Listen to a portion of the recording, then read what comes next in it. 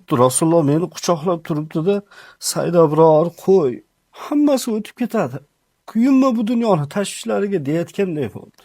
Tasavvur qiling.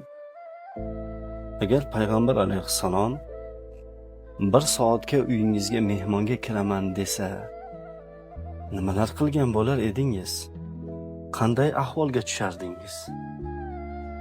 Agar 1 kun uyingda tunab qolaman desachi? Agar 1 oy uyingda mehmon bo'laman desachi? Bir tasavvur qilib ko'ring-a.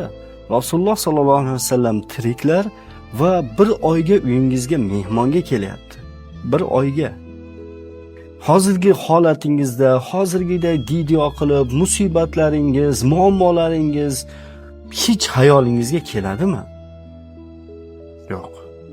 Agar payg'ambar alayhisalom meni 1 soatga, 1 kunga emas, 1 daqiqa payg'ambar alayhisalomni yonida turishlik imkoniyatim bo'lsa, men yuragim yorilib ketsa kerak quvonchdan deb o'ylayman.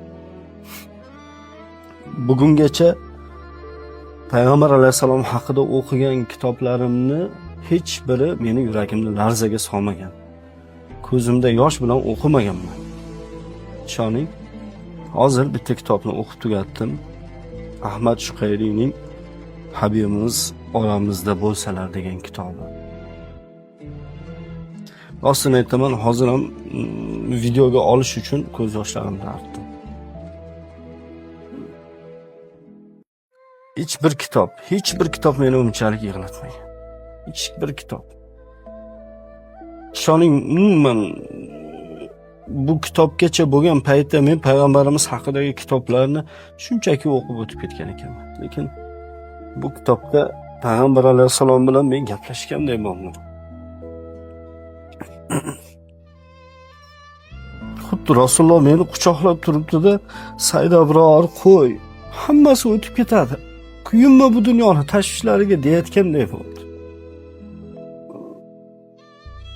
Tugaydi hammasi bolam, ummatim, Said abror, biz birgalikda jannatga kiramiz deganday bo'ldi.